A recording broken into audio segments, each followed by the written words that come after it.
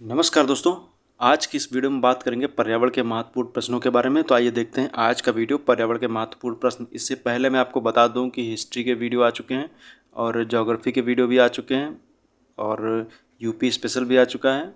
तो आज के इस वीडियो में हम बात करेंगे इन्वायरमेंट के बारे में। काफ़ी इंपॉर्टेंट वीडियो रहने वाला, आप लोग इसको ज़रूर देखिएगा। क्योंकि होता क्या है कि आप लोग अगर जो ढंग से अगर आप इस वीडियो को नहीं देखेंगे तो फिर इससे आपकी गलतियाँ भी हो जाएंगी और आप सही उत्तर नहीं दे पाएंगे। तो ये देखते हैं, क्वेश्चन नंबर 1 से शुरुआत करेंगे। बाकी आपको अगर जो भी क्वेश्चन में डाउट होता है तो आप नीचे कमेंट बॉक्स में पूछ भी सकते हैं। और भी मैं बता दूं कि अगर जो आपको कोई भी प्रश्न का उत्तर नहीं आ रहा है तो आप लोग क्या कीजिएगा कि उस प्रश्न का जिसका उत्तर नहीं आ रहा है तो आप लोग उसको नोट कर लीजिए। देखिए यहाँ पर 2012 है, इसको थोड़ा सा सही कर लीजिएगा। ये क्या है, 2012 है, 12 है, ठीक है। अब ये देखिए एनजीटी की स्थापना किस वर्ष हुई थी? 2010, 2011, 2009, 2012। आप लोग उत्तर दीजिए क्वेश्चन नंबर 1। तो क्वेश्चन नंबर 1 का जो है वो ए ऑप्शन सही हो जाएगा। कौन सा हो जाएगा? ए ऑप्शन सही हो जाएगा, जिसका उत्तर है 2010। क्वेश्चन नंबर 2 की तरफ आएंगे। समेजी पूंगा बोटेनिकल गार्डन कहाँ पर स्थित है? तो क्वेश्चन नंबर 2 का उत्तर दीजिए। तो क्वेश्चन नंबर 2 का उत्तर क्या हो जाएगा? तो सी ऑप्शन सही हो जाएगा, चेन्नई। क्वेश्चन नंबर 3 की तरफ आएंगे। Central institute of cotton research कहाँ स्थित है? तो क्वेश्चन नंबर 3 का जो उत्तर सही हो जाएगा वो क्या हो जाएगा? नागपुर। तो कॉटन वगैरह महाराष्ट्र और के क्षेत्र में ज़्यादा होता तो नागपुर आंसर आप ऑप्शन देख करके भी लगा सकते हैं। हालांकि गांधीनगर भी आपको लग सकता है, लेकिन आंसर इसका नागपुर सही है। क्वेश्चन नंबर 4 की तरफ आएंगे। निम्न में से कौन सा कथन सही है? हंगुल रेडियर रेंडियर प्रजाति का एक हिरण है। हंगुल परियोजना की शुरुआत 1970 में हुई थी। देखिए 2 ऑप्शन आपके सामने हैं, आपको बताना है कि हंगुल क्या है। देखिए सही है, हंगुल जो है वो रेंडियर प्रजाति का हिरण है, सही है। और इसकी शुरुआत 1970 में की गई थी, ये भी सही। रेंडियर मतलब उत्तरी और डियर मतलब हिरन है। हिरन की एक प्रजाति जो उत्तरी क्षेत्र में रहती है। रेंडियर को मैं बता दूं कि जब वर्ल्ड का मैप देखेंगे तो अलास्का हो गया, आर्कटिक सर्किल के आसपास के सारे क्षेत्रों में पाया जाता है। तो इसको ज़रूर याद रखिएगा। बाकी कश्मीरी स्टैग भी इसको बोलते हैं और इसको भारत में हंगुल वगैरह है, तो याद रखिएगा। इसकी शुरुआत 1970 में की। तो दोनों ऑप्शन सही है, तो इसका सी ऑप्शन सही हो जाएगा। क्वेश्चन नंबर 4 का जो है वो सी है, सही है, पहला और दूसरा दोनों। क्वेश्चन नंबर 5 है। झील का छिछला क्षेत्र जहाँ अधिक जड़युक्त वनस्पतियाँ उगती हैं उसे क्या कहते हैं? तो क्वेश्चन नंबर 5 का क्या सही हो जाएगा? क्वेश्चन नंबर 5 का जो है वो ए ऑप्शन सही है, वेलांचली क्षेत्र होता है। देखिए सबसे पहले क्या होता है? वेलांचली क्षेत्र होता है। वेलांचली से आगे बढ़ेंगे तो सरोजावी क्षेत्र आ जाएगा, याद रखिएगा। वेलांचली, उसके आगे जरूर बढ़ेंगे तो सरोजावी। देखिए कुछ इस तरीके से झील का पैटर्न वैसे मैं बना दूं कि ये इस तरीके से झील हो गई, तो ये इसमें पूरा पानी में भर दूं कि ये जो ये इसमें पूरा पानी भरा हुआ है झील में, ये पूरी पानी भरा हुआ है ऊपर की तरफ ये। तो ये जो सबसे छिछला क्षेत्र होता है इसको बोलते हैं वेलांचली। उसका हल्का सा गहरा जो आ जाता है वो होता है सरोजावी।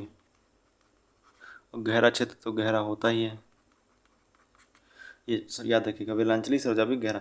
अब क्वेश्चन नंबर 5 के बाद 6 की तरफ आएंगे। निम्न में से कौन सा कथन सही है? जहाँ सामान्य ग्रीष्म ऋतु एवं ठंडी शीत ऋतु हो वहाँ पर्णपाती वन पाए जाते हैं।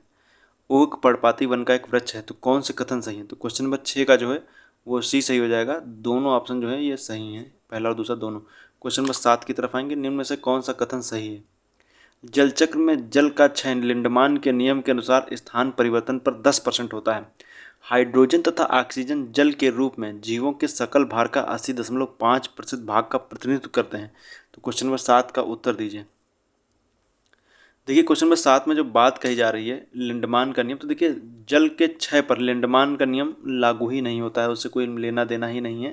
तो ये लिंडमान का नियम तो पहली बात तो ये गलत हो गया, और स्थान परिवर्तन पर 10% नहीं होता, बराबर लगभग रहता है। तो जल चक्र में तो ये बर इक्वल रहेगा, तो लिंडमान का नियम इसमें काम करता ही नहीं है। तो ऊर्जा क्षय पर लिंडमान का नियम काम करता है। प्रत्येक स्तर पर 10% की होती है। तो याद है, परिवर्तन याद रखेगा, 10% ऊर्जा पहुंची, बाकी का 6 हो जाता है, तो वो लिंडमान के नियम उसमें लागू होता है, इसमें नहीं। और बाकी दूसरा वाला ऑप्शन जो है ये सही है। तो क्वेश्चन नंबर 7 का जो है वो बी ऑप्शन सही है, दूसरा। क्वेश्चन नंबर 8 की तरफ आएंगे। निम्न में से कौन द्वितीयक प्रदूषक का उदाहरण है?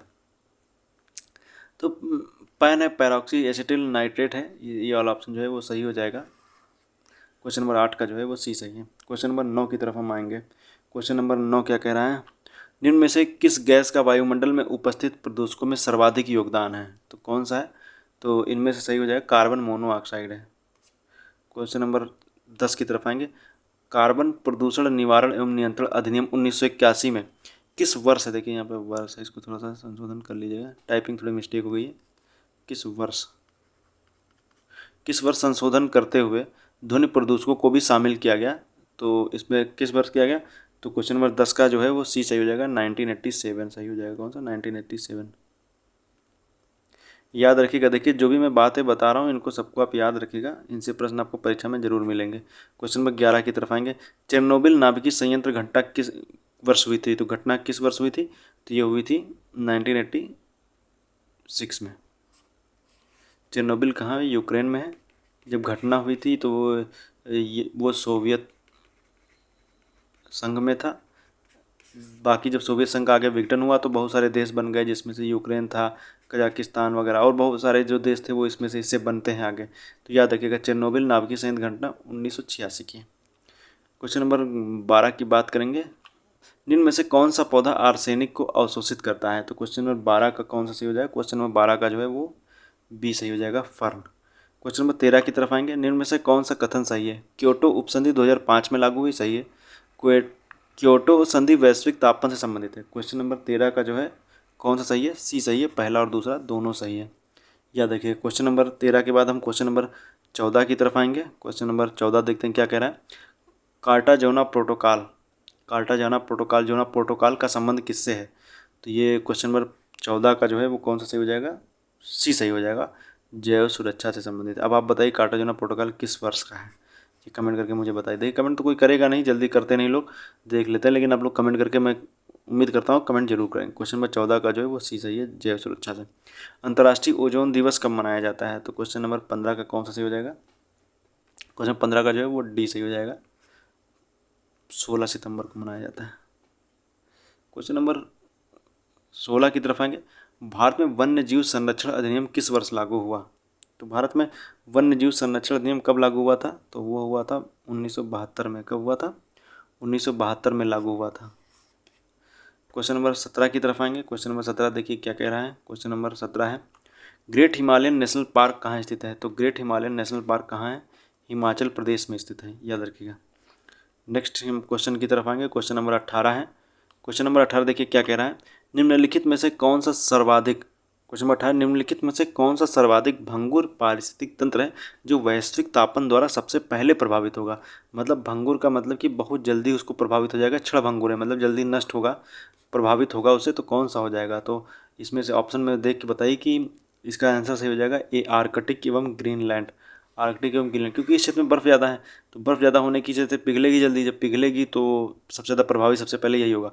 जब भी आप कभी न्यूज़ वगैरह में देखते हैं कुछ बात होती है, जब भी जलवायु परिवर्तन की बात होती है तो वैश्विक तापन से हमेशा बर्फ़ पिघलने की बात हो। कभी ये नहीं बताते कि सहारा मरुस्थल प्रभावित होगा, अमेजन वर्षावन प्रभावित हो रहे हैं, शीतोष्णकटिबंधीय घास के मैदान प्रभावित हो रहे हैं, लेकिन बर्फ़ जो है आर्कटिक और ग्रीनलैंड क्षेत्र की वो सबसे ज़्यादा प्रभावित होती है। तो क्वेश्चन नंबर 18 का जो है वो ए ऑप्शन सही हो जाएगा। इंपॉर्टेंट है, इसको याद भी कर लीजिएगा, परीक्षा में इससे प्रश्न मिलेंगे जरूर। ऐसे प्रश्न आपको आ जाएंगे तो आप लोग, अगर जो आपको बेसिक नॉलेज होगी तो आप कर लोगे। जरूरी नहीं कि उसमें ऑप्शन आर्कटिक क्षेत्र हो सकता है अंटार्कटिका दे दिया जाए तो आप वो भी सही हो जाएगा। क्वेश्चन नंबर 19 की तरफ आएंगे। निम्न में से किसकी मात्रा अम्ल वर्षा में सर्वाधिक होती है, तो अम्ल वर्षा में सर्वाधिक मात्रा किसकी होती है, तो किसकी होती है, H2SO4 की सर्वाधिक मात्रा होती है, याद रखिएगा। क्वेश्चन नंबर 20 की तरफ आएंगे। जैव विविधता का सबसे महत्वपूर्ण पहलू क्या है, तो जैव विविधता का सबसे महत्वपूर्ण पहलू पारिस्थितिक तंत्र का निर्वहन है। ये थोड़ा ना भोजन प्राप्ति, औद्योगिक उद्योग, औषधि वगैरह वो नहीं, लेकिन सबसे ज़्यादा इंपॉर्टेंट यही है पारिस्थितिक तंत्र का निर्वहन। तो ये इंपॉर्टेंट था। आज का टेस्ट जो है वो यहीं पे ख़त्म हुआ। नेक्स्ट वीडियो जो है वो पॉलिटी को लेकर के आएगी। इसके बाद इकोनॉमिक्स की वीडियो आएगी। उसके बाद में हम बात करेंगे एग्रीकल्चर की, उसके बाद जनगणना की, उसके बाद में इसी तरीके से वीडियो आएंगे तो आप लोग देखिएगा। बाकी आगे चल करके अभी जैसे मैंने बताया था आपको कि कई सारे सीरीज़ें शुरू होने वाली हैं। एक टेस्ट सीरीज़ शुरू होगी, उसके कैसे मतलब कि एक तो ये करंट अफेयर की रहेगी और उसके बाद में हम जब बात करेंगे तो प्रीवियस ईयर क्वेश्चन पेपर कौन से, PCS के और समीक्षा के, ये दो सीरीज शुरू होने वाली है। इन पे काम हो रहा है, जल्द से जल्द के प्रीवियस ईयर क्वेश्चन पेपर डाल दिए जाएंगे। तो इसी तरीके से डालेंगे, क्योंकि देखिए अगर जो पेपर का प्रिंट डालेंगे तो अच्छा दिखता नहीं है। कोशिश करेंगे कि इसी तरीके से डालें और स्क्रीन को रिकॉर्ड करके वो वीडियो डाली जाए। तो आज के लिए इतना ही। वीडियो देखने के लिए आपका बहुत बहुत धन्यवाद।